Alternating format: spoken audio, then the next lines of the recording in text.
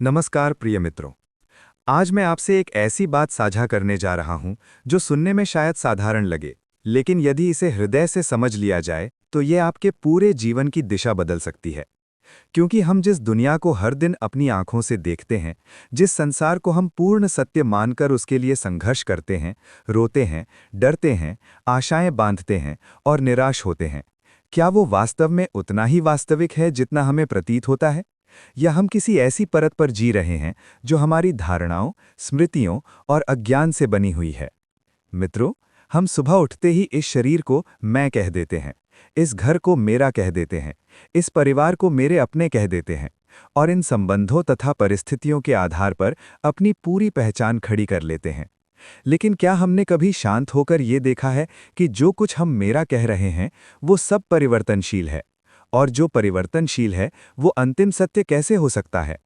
अष्टावक्र गीता के अध्याय 2 हमें बहुत सूक्ष्म ढंग से ये संकेत देता है कि ये विश्व जैसा हमें दिखाई देता है वो हमारी चेतना में प्रकट एक अनुभव है, न कि स्वतंत्र रूप से खड़ा कोई अंतिम अटल सत्य। और हमारी सबसे बड़ी भूल ये है कि हम अनुभव को ही सत्य मान लेते हैं और अनुभव करने वाली चेतना को भूल जाते हैं। जैसे अंधेरे में पड़ी हुई रस्सी को हम सांप समझ लेते हैं और उस कल्पित सांप से इतना भयभीत हो जाते हैं कि हृदय की धड़कन बढ़ जाती है, शरीर कांपने लगता है और मन में मृत्यु का भय भी जन्म ले सकता है। वैसे ही अज्ञान के अंधकार में हमें संसार को पूर्ण सत्य मानकर उससे बंध जाते हैं। और जब तक प्रकाश नहीं आता तब तक हमारा डर भी सच लगता है, हमारी प्रतिक्रिया भी सच लगती है। लेकिन जैसे ही दीपक जलता है, सांप का अस्तित्व समाप्त हो जाता है, क्योंकि वो था ही नहीं, वो केवल भ्रम था। इसी प्रकार हम जीवन की घटनाओं को इतना गंभीरता से पकड़ लेते हैं कि वे हमारी पहचान बन जाती हैं। कोई हमें अपमानित कर दे तो हम वर्षों तक उस घटना को अपने भीतर ढोते रहते हैं, मानो वो हमारे अस्तित्व पर अंकित हो गई हो, जबकि वो केवल एक क्षणिक शब्द था जो मन में आया और चला गया। लेकिन हमने उसे स्थायी बना दिया क्योंकि हमने उसे सत्य मान लिया। जरा अपने जीवन के पिछले 10 वर्षों को याद कीजिए। कितनी घटनाएं हुईं, कितने लोग आए और चले गए, कितनी परिस्थितियां बदलीं, कितने सपने टूटे और कितने नए सपने बने। और अब पूछिए, जो उस समय इतना बड़ा और निर्णायक लग रहा था, क्या आज भी उतना ही ठोस है? यदि नहीं, तो उस समय वो इतना वास्तविक क्यों लगा? क्योंकि हम दृश्य को पकड़ लेते हैं और देखने वाले को भूल जाते हैं। हम अपनी भावनाओं से इतनी गहराई से जुड़ जाते हैं कि हमें लगता है कि हम ही वे भावनाएं हैं। जब मन में क्रोध उठता है तो हम कहते हैं मैं क्रोधित हूं। जब दुख आता है तो हम कहते हैं मैं दुखी हूं। जब भय आता है तो हम कहते हैं मैं डरी हुई हूं। लेकिन क्या कभी हमने रुककर ये देखा है कि क्रोध आया और चला गया, दुख आया और चला गया, भय आया और चला गया, पर जो ये सब देख रहा था वो तो स्थिर रहा? यदि हम वो स्थिर देखने वाला तत्व हैं, तो जो कुछ बदल रहा है वो हम कैसे हो सकते हैं?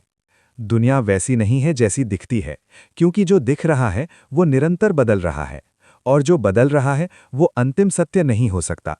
हम स्वप्न का अनुभव करते हैं। स्वप्न में हम रोते हैं, भागते हैं, कभी राजा बन जाते हैं, कभी पराजित हो जाते हैं, और उस क्षण में वो सब इतना वास्तविक लगता है कि हमें तनिक भी संदेह नहीं होता। लेकिन जैसे ही जागरण होता है, हम समझ जाते हैं कि वो सब चेतना में उठी एक लहर थी, और तब हम उस स्वप्न पर मुस्कुरा भी सकते हैं, क्योंकि उसका प्रभाव समाप्त हो चुका होता है। क्या ये संभव नहीं कि जिस जागृत अवस्था को हम पूर्ण सत्य मान रहे हैं, वो भी चेतना में प्रकट एक विस्तृत स्वप्न हो? इसका अर्थ ये नहीं कि संसार को नकार देना है या जिम्मेदारियों से भाग जाना है, बल्कि इसका अर्थ ये है कि हम भीतर से ये समझ लें कि घटनाएं अंतिम नहीं हैं, वे आती हैं और चली जाती हैं, और हम उनसे पहले भी थे और बाद में भी रहेंगे। जब हम स्वयं को केवल शरीर मानते हैं, तब हर बीमारी हमें भयभीत करती है। जब हम स्वयं को केवल मन मानते हैं, तब हर आलोचना हमें घायल करती है। लेकिन यदि हम ये देख लें कि शरीर और मन दोनों अनुभव के क्षेत्र हैं और हम अनुभव करने वाली चेतना हैं, तब दृष्टि बदलने लगती है। दुनिया की सबसे बड़ी विडंबना ये है कि हम बाहर स्थिरता खोजते हैं, जबकि बाहर सब कुछ बदल रहा है, और जब हमें स्थिरता नहीं मिलती तो हम निराश हो जाते हैं। लेकिन अध्याय 2 कहता है कि स्थिरता बाहर नहीं, भीतर है, और बाहर जो कुछ दिखाई दे रहा है वो उसी भीतर की चेतना में प्रकट हो रहा है। जब ये समझ धीरे धीरे बैठती है, तब जीवन हल्का होने लगता है। अपमान उतना गहरा नहीं चुभता, प्रशंसा उतनी मदहोश नहीं करती, हानि उतनी विनाशकारी नहीं लगती, लाभ उतना निर्णायक नहीं लगता, क्योंकि हम समझने लगते हैं कि ये एक प्रवाह है और मैं इस प्रवाह में तैरती वस्तु नहीं, बल्कि वो आधार हूं जिसमें ये प्रवाह दिखाई देता है।